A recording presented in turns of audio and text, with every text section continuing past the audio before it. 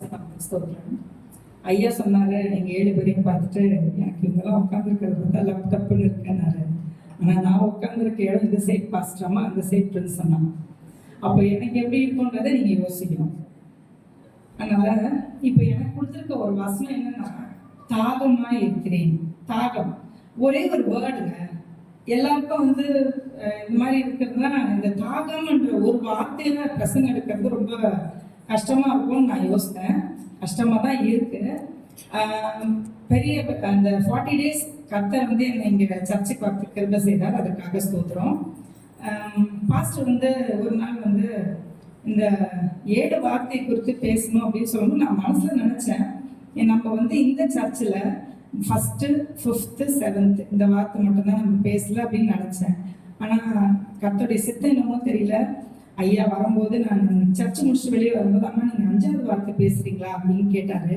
அது ஒரு தடவை மோகன் சிங் அண்ணன் சொல்லியிருக்காங்க, opportunity only once will knock the door அப்படின்னு. அப்போ ஒரு தடவை நம்ம அந்த ஆப்பர்ச்சுனிட்டி விட்டுட்டோம்னா அது திருப்பி கிடைக்காது. அதனால நான் ஓகேன்னு சொல்லிட்டு வந்துட்டேன். தலையில தாழ்ச்சி ஜெபிப்போம். ஜீவ தண்ணீர் நீரே, தாகம் தீர்க்கும் ஊற்றே, ஆலோசனை கர்த்தரே, உன்னாவே ஊற்றோ, வாரும் தூய ஆவியே, பிரசன்னத்தை வாஞ்சிக்கிறோம். வல்லமையால் என்னை நிறைத்து நீராளுகை செய்யும். கர்த்தாவே, உம்முடைய வாய் வார்த்தைகளும் என் இருதயத்தின் தியானமும் உம்முடைய சமூகத்தில் பிரீதியாக இருப்பதாக. ஆமென். இப்போ நீங்க வந்திருக்கீங்க, நான் வந்திருக்கேன். உங்களுக்கும் ஏதோ தாகம் இருக்கும், எனக்கும் ஏதோ ஒரு தாகம் இருக்கு. அதனால நான் என்ன பண்ணேன், ஒரு டீச்சரா இருக்கேன்ல, அதனால எதனா ஒன்று கண்டுபிடிக்கணும் அப்படின்னு சொல்லிட்டு அந்த கெமிக்கல் காம்பனன்ட் தெரியும்ல தம்பி, என்ன இருக்கு தண்ணிக்கு என்ன சொல்லுவோம் நம்ம, H2O அப்படின்னு சொல்லுவோம்ல. அப்போ அதோட விளக்கம் என்ன அப்படின்றத நான் பார்க்கணும் அப்படின்னு யோசிச்சுட்டு இருந்தேன். அது பார்த்துட்டு பிறகுதான் நான் பிரசன்னம் எடுக்கணும் அப்படின்னு நினைச்சேன். அப்போ இந்த H2O அப்படின்றத எடுக்கணும் அப்படின்னு யோசிக்கும் போது எப்ரிய பாஷையில H அப்படின்னா என்ன, O அப்படின்னா என்ன அப்படின்னு நான் யோசித்தேன். அப்போ நம்மளுக்கு 26 லெட்டர்ஸ் இருக்கும், ஆல்பபெட்ஸ் நமக்கு 26. ஆனா ஹீப்ரூல only 22. 119 119 சங்கீதத்துல 8 வசனத்துக்கு மேல கொடுத்துருக்காங்க, 22 எழுத்துக்கள். அந்த ஹெச்ன்ற வார்த்தைக்கு நான் பார்க்கும்போது அது ஹெச்ன்றது 5வது இடத்துல வருது. அது அவங்க ஹெப்ரிய பாஷையில ஹே அப்படின்னு சொல்லுவாங்க. ஹேன்றது மீனிங் என்னன்னா கிரேஸ் ஆஃப் காட், கர்த்தருடைய கிருபை. 2 அப்படியே வச்சுக்கோங்க. ஓ பார்த்தீங்கன்னா அவங்களுடைய அந்த எழுத்துக்கள்ல ஓன்றதே கிடையாது. அது அவங்க ஏன் தான் சொல்றாங்க. ஏன்றது முதல் எழுத்து ஒன்னஸ். கர்த்தருடைய கிருபையினால தான் இன்னைக்கு நீங்களும் நானும் ஒன்றா இந்த இடத்துல இருக்கிறோம். அதுதான் அந்த தாகத்துக்குரிய ஒரு இது என்னுடைய ஒரு ஐடென்டிஃபிகேஷன் மாதிரி நான் கண்டுபிடிச்சேன். இது ஐயா என்ன சொல்றாருன்னு எனக்கு தெரியல. இந்த சான்ஸ் எனக்கு கொடுத்த எல்லாருக்கும் நன்றி. கர்த்தர் எனக்கு இந்த வாய்ப்பு கொடுத்தார், அதுக்காக கர்த்தர் நன்றியோடு ஸ்தோத்திரிக்கிறேன். யோவான் 19ஆம் அதிகாரம் 28ஆம் வசனம்.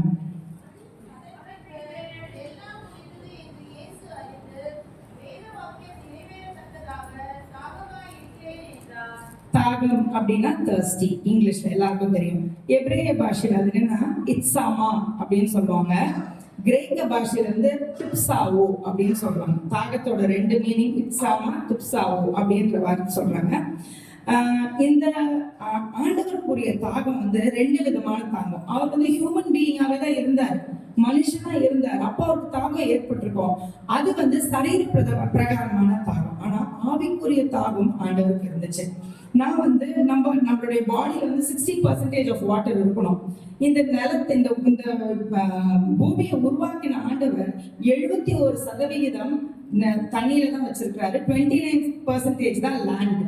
நீங்க தண்ணி பாத்தீங்கன்னா ஃபர்ஸ்ட் சாமி பண்ணது ஒரு மிராக்கிள். ஃபர்ஸ்ட் மிராக்கிள் என்னன்னா தண்ணீரை திராட்சரசமா மாத்தினது, ரெட் சீயை 2ஆ பிளந்தது, கற்பாறை அடிச்சோடனே தண்ணி வந்தது. இந்த மாதிரி தண்ணீரை பார்க்கும்போது உலகத்தை அழிச்சதும் முதல்ல தண்ணீர்ல தான். அப்போ அந்த தண்ணீரை பார்க்கும்போது ஆண்டவருக்கு வந்து ரெண்டு விதமான ஒரு காரியம். ஒண்ணு வந்து சரீர பிரகாரமான ஒரு ஒரு தாகம், ரெண்டாவது வந்து ஒரு ஆத்ம தாகம். என்னுடைய இதுல நான் எடுத்து பார்த்ததுல 3 தாகத்தை கொடுத்து நான் பேசணும்னு யோசித்தேன். முதலாவது வந்து உண்டாக்கினவர் மேல் தாகம், இரண்டாவது வந்து உயிர்ப்பித்தவர் மேல் தாகம், மூன்றாவது ஊழியத்தின் மேல் தாகம். உண்டாக்கினவர் மேல் தாகம், இந்த கிரியேட்டர், அந்த கிரியேட்டர் மேல, நம்மளை படைச்ச ஆண்டவர் மேல நம்ம எப்படி தாகமா இருக்கிறோம் அப்படின்றத பாத்தீங்கன்னா ரெண்டு இன்சிடென்ட், ரெண்டு கேரக்டர்ஸ் எடுத்தேன். ஒண்ணு வந்து யோபு. உங்களுக்கு எல்லாருக்குமே தெரியும், அவரோட கதையை நான் சொல்லணும்னு அவசியமும் கிடையாது. யோபு வந்து அவ்வளோ செல்வந்தரா, அவ்வளோ சன்மார்க்கா, அவ்வளோ பாவம் செய்யாம ஏசாவை எப்போதுமே பிரைஸ் பண்ணி வாழ்ந்துட்டே இருந்தாரு. ஏன்னா அவருக்கு அவர் மேல அவ்வளோ ஒரு தாகம் இருந்துச்சு. அப்போ பிசாசு பையன் என்ன பண்றான், நீங்க இவ்வளவு சலுகை கொடுத்துருக்கீங்க, அதனாலதான் அவர் அப்படி இருக்கிறாரு, நீங்க அவனுக்கு வந்து கஷ்டத்தை கொடுங்கன்னு சொல்லும் போது ஆண்டவர் என்ன சொன்னாரு, நீ எல்லாத்தையும் கொடு, எல்லா விதமான கஷ்டத்தையும் நீ கொடு, ஆனா உயிரை மட்டும் நீ எடுக்க முடியாதுன்னு சொல்றாரு. அப்போ ஒரு 1 day 2 daysல வந்து அவருக்கு எல்லாமே அழிஞ்சு போயிடுது. அந்த நேரத்துல யோபோட வாழ்க்கை நீங்க பாத்தீங்கன்னா அந்த நேரத்துலயும் அவர் வந்து கடவுளை பிரைஸ் பண்றாரு. யோபு 2:9 வசனத்துல யாராச்சும் வாசிங்க.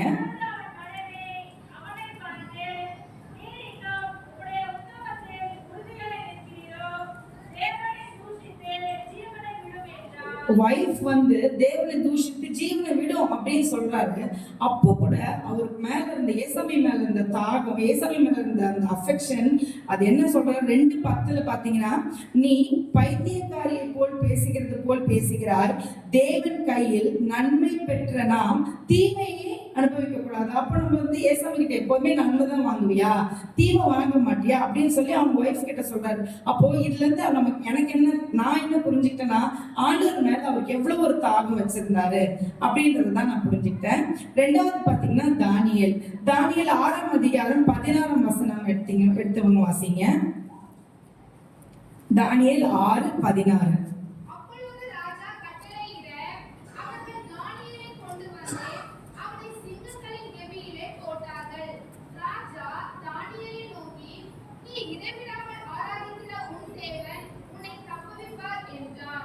அப்போ அவருக்கு தெரியும் அவர் பனிஷ்மெண்ட் கொடுக்க போறாங்கன்னு சொல்லிட்டு, அதுவும் ஒரு சிங்க கெபியில, பசியா இருக்கிற அந்த சிங்க கெபியில போட போறாங்கன்றது அவருக்கு தெரியும்.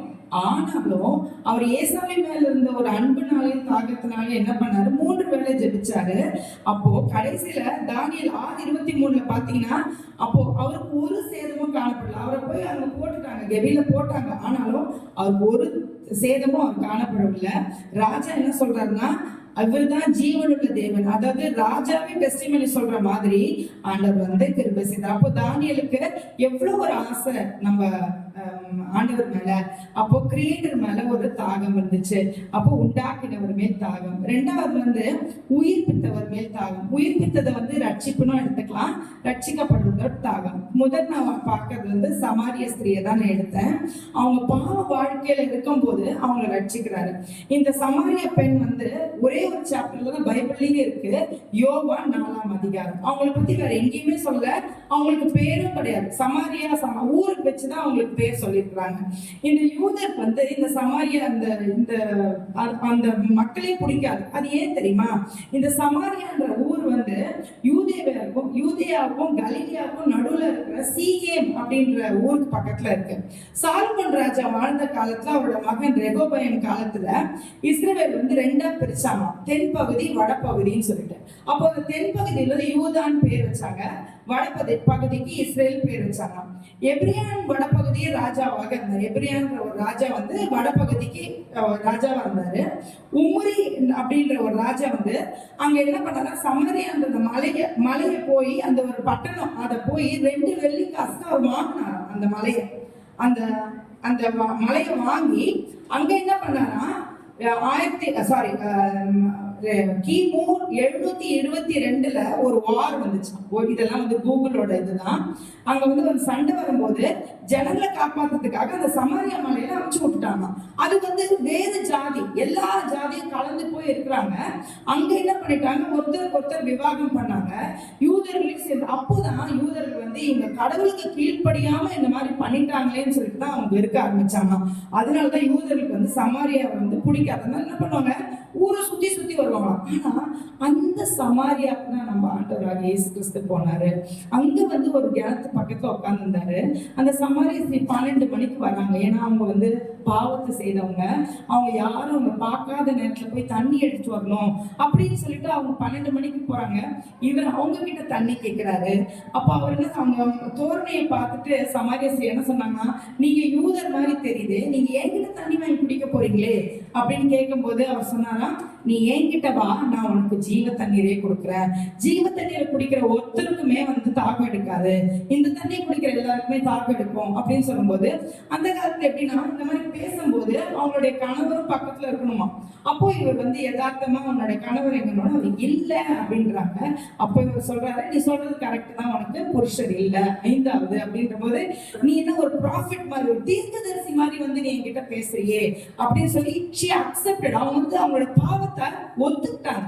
ஒத்துக்கிட்ட பிறகு, ஆண்டவரை ஏற்றுக்கொண்ட பிறகு ஊருக்குள்ள போய் எல்லா மக்கள்கிட்டயும் சொல்றாங்க, இந்த மாதிரி என்ன தெரிஞ்சு என்ன புரிஞ்சு ஒருத்தர் வந்து என்னை பத்தி பேசுறாரு, நீங்களும் வாங்க, நீங்களும் வந்து அவங்க கிட்ட வந்து ஜெபிச்சுக்கோங்க, அவர் பேசுறதெல்லாம் நீங்களும் கேளுங்கன்னு சொல்லி அவங்க ஊர் உள்ள போய் எல்லாத்தையும் பண்றாங்க. அப்போ impossible things are changed into possible.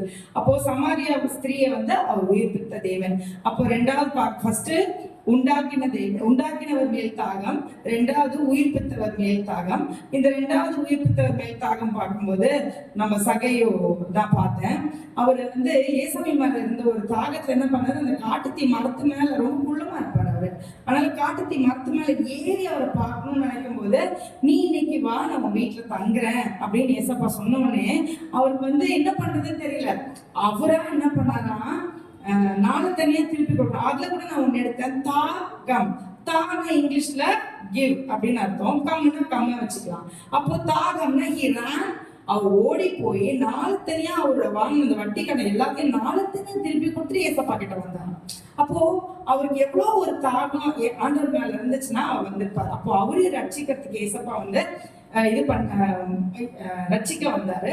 லூக்கா 19ஆம் அதிகாரம் 9ஆம் வசனத்துல அந்த வசனம் இருக்கு. நீங்க வீட்டுக்கு போய் வாசித்தீங்கன்னா லூக்கா 19:1-10 வரைக்கும் நீங்க பாத்தீங்கன்னா இந்த சகையோட இன்சிடென்ட் தான்.